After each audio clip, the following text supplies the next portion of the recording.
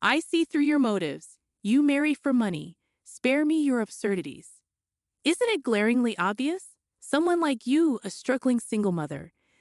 That's why, even after your husband's demise, you linger on. You're truly a daily eyesore. Mia, at 35, endures Emma's snide remarks. Orphaned at a young age, raised by her single mother, Mia's upbringing wasn't lavish. Her mother's unwavering dedication kept them afloat, though not affluent. Despite the financial strain, Mia never felt deprived. She intended to work after high school, reluctant to burden her hardworking mother with college expenses. However, her mother, determined to see Mia pursue her dreams, insisted on funding her education. Overwhelmed by her mother's sacrifice, Mia took on part-time work to contribute. Eventually, she graduated debt-free and secured a job at a prestigious trading company. Driven by her desire to ease her mother's burdens, Mia excelled, climbing the corporate ladder swiftly. Within 5 years, she attained the position of administrative assistant, enabling her to pamper her mother and fulfill her dreams. 2 years later, Mia's dedication was rewarded with a promotion to executive assistant, where she met and fell in love with Ethan, the president's son. Congratulations, Mia. May you find happiness. Thank you for everything. Mia's heartfelt gratitude brought tears to her mother's eyes, radiating joy. However, their bliss was fleeting. Just 2 years into marriage, tragedy struck as Ethan suddenly passed away. Shocked and speechless, Mia struggled to comprehend the abrupt loss. The grief mirrored by Benjamin, the bereaved father, compounded her pain. Amidst their mourning, one person remained unaffected: Emma. Living together post-marriage, Mia couldn't ignore Emma's indifference. Emma, unrelated to Ethan by blood, had entered Benjamin's life when Ethan was just a child, seeking companionship after his wife's death. No need to worry, Mia. Everything Ethan owned is mine anyway. Lighten up, it was just a jest. A little levity in these somber times could do us all good. But alas, your hopes of inheriting our wealth have vanished. Never did I expect such audacity from you. Marrying a man like Ethan solely for love? Unbelievable. Cease your baseless accusations. Ethan was irreplaceable to me. Emma assumed Mia would depart upon Ethan's demise. Yet Maya remained, witnessing Benjamin's stoic facade crumble beneath the weight of his grief. She couldn't bear to abandon him to Emma's callousness. Their home, brimming with memories of Ethan, became her sanctuary. Mia's bond with Ethan was profound, his absence a palpable ache.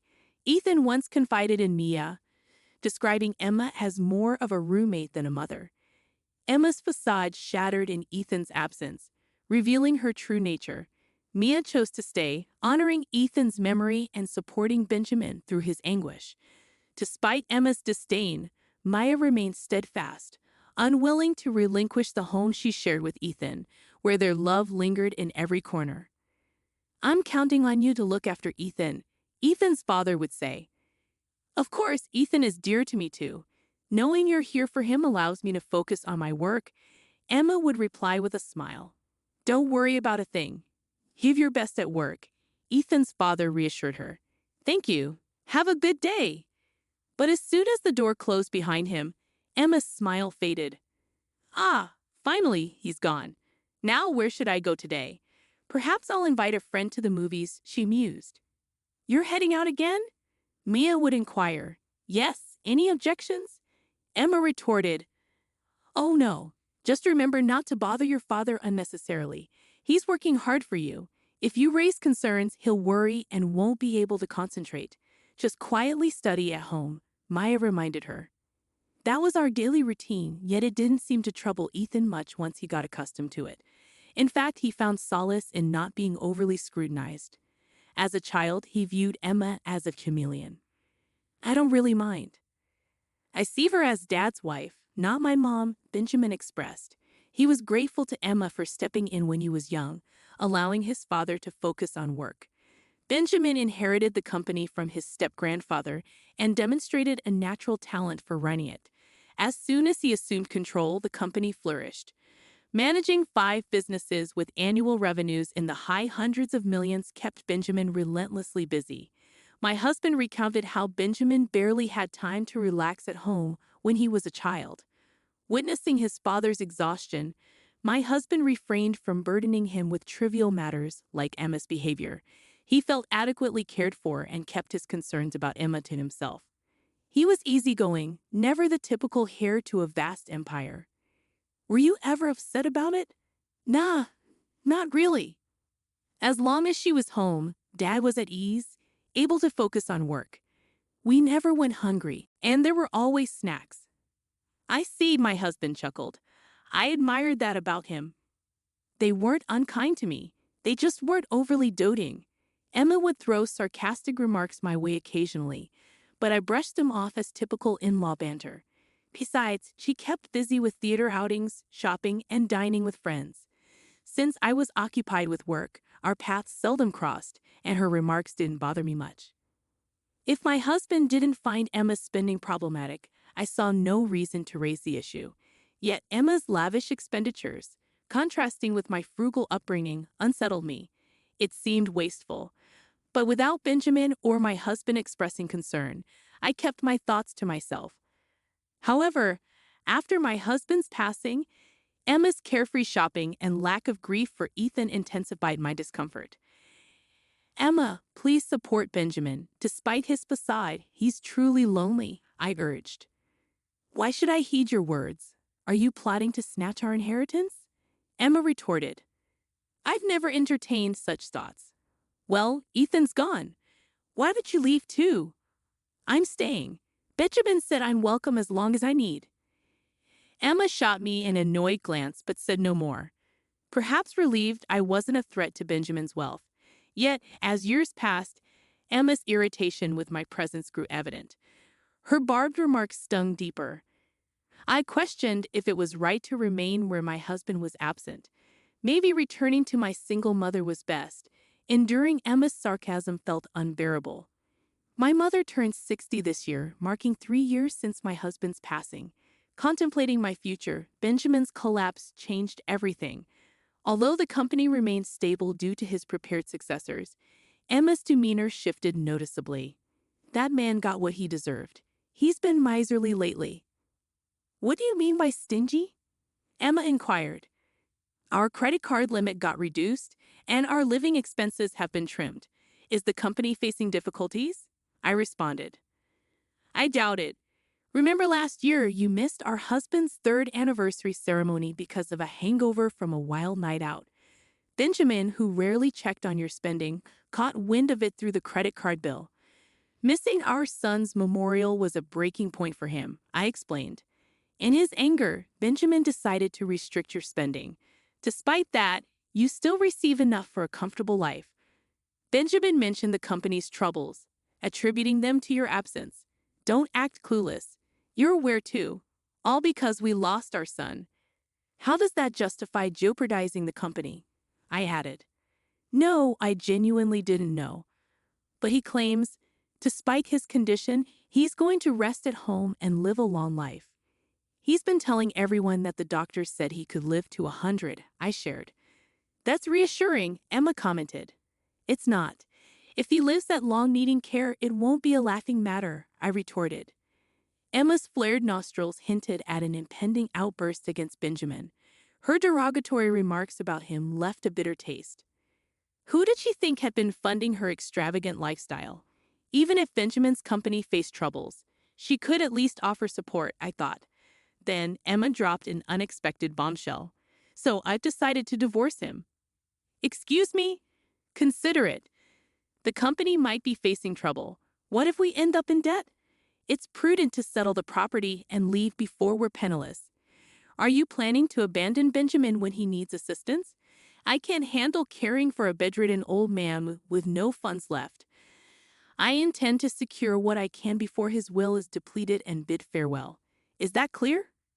Emma's calculated words, delivered with a hint of triumph, filled me with revulsion. However, just a week after our conversation, Benjamin's health took a drastic turn, leading to his swift demise. He's gone too, just 3 years after my husband. It felt like the world plunged into darkness. Benjamin's voice echoed that of my husband's. Sometimes conversing with him felt like speaking to my husband. Losing the ability to converse with him, to hear his voice, was unbearable. Oh dear, he's departed to the afterlife. What impeccable timing. There are still assets left, correct? His company hasn't collapsed yet.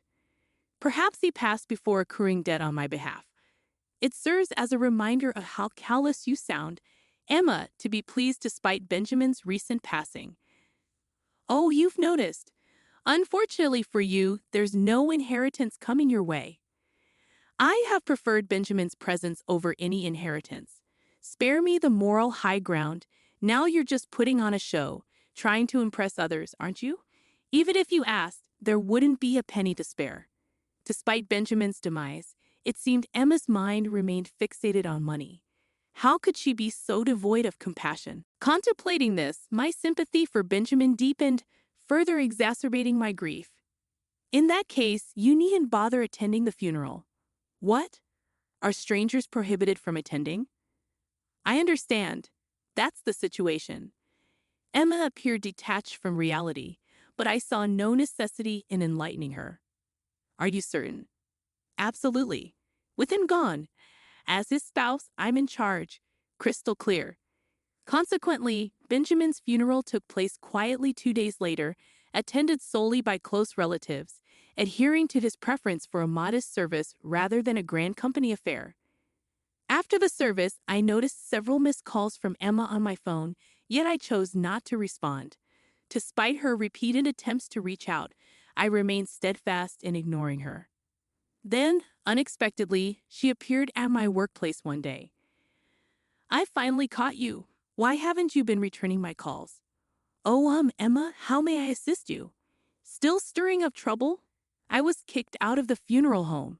If anyone should have been excluded, it's you. I called you numerous times on the day. What's the deal with ignoring me, huh? Well, you're no longer associated with my mother-in-law. What? But you said strangers weren't permitted at the funeral, so we had a family-only service. I simply asked Emma, now a stranger, not to attend. You're the stranger here. No, the real stranger is Emma. What? When Benjamin fell ill and faced the prospect of being bedridden, Emma served him divorce papers. She seemed to believe that because Benjamin was hospitalized, he had departed to heaven without finalizing the divorce. However, those papers, Benjamin had entrusted me to submit. So, in name and in reality, Emma is a stranger to us now. Benjamin confided a lot in me back then. Apparently, he informed Emma about the company's precarious situation and the looming possibility of debt. He suggested a more modest lifestyle for just the two of them. Emma's response was cold. Then it's probably best to split before you're overwhelmed by debt. A month after that conversation, Benjamin collapsed. Even upon regaining consciousness, he knew his health was dire. He confessed to Emma that he might have to relinquish control of the company and rely on her for care. As expected, Emma proposed a divorce. She likely sought to secure assets before his demise. However, Benjamin, realizing his limited time, had already allocated most of his assets to charities and appointed successors. There was little left for Emma. Her face paled upon learning this. So I get nothing. Well, strictly speaking, it's not exactly zero. I did leave a few $100s in savings, I admitted. A few $100s? That's hardly enough, Emma scoffed. Even though Benjamin had forewarned me of this, articulating it made me appreciate his thoroughness. He evidently wished to keep any property disputes with Emma to a minimum. Perhaps it was Emma's behavior following her husband's passing that motivated Benjamin's resolve. But there's still the house. If I sell that... Oh, yes. Please vacate the premises as soon as possible, I interjected. I'm staying with Mom for now, but I intend to return eventually, Emma asserted. What are you implying? You're essentially a stranger. You hold even less claim than I do. As I mentioned earlier, the true stranger here is you, Emma, now divorced. Furthermore, the house was originally inherited by Benjamin from his grandfather, exempt from property division in a divorce. So why should you have the right to reside there? Because upon marriage, Benjamin and I mutually adopted each other. What? So I'm entitled to inherit Benjamin's property. He left me that house, Emma exclaimed. It's rather incredulous, isn't it? The notion of adoption was initiated by Benjamin himself. When we married, I didn't dwell on it much. In his eyes, I was to be his daughter marrying his son. Hence, I accepted that notion.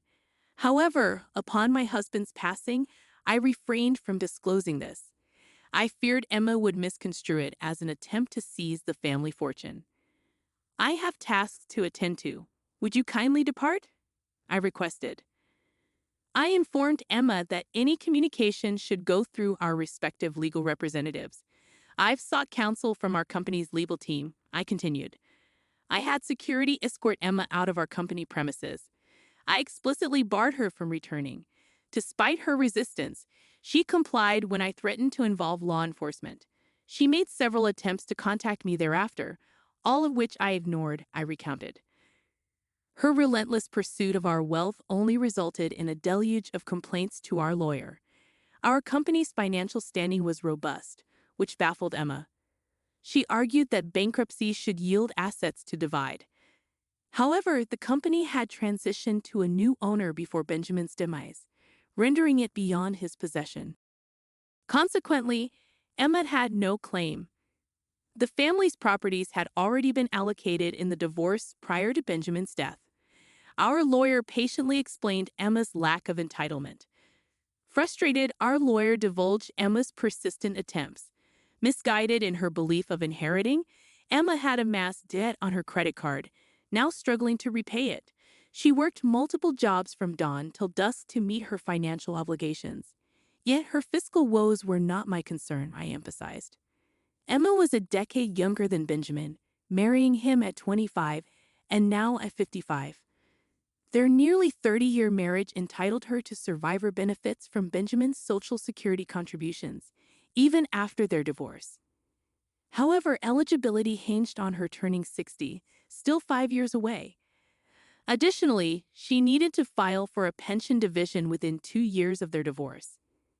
I doubted Emma's awareness of these stipulations, nor did I feel inclined to enlighten her. Her welfare was neither my concern nor my responsibility, I stated firmly. And so, I reside in the home once shared with my mother, Benjamin, and my husband. Days passed tranquilly. Memories of my husband and Benjamin evoke both smiles and tears. Yet, recalling their warmth spurs me to embrace each day with a smile, I concluded.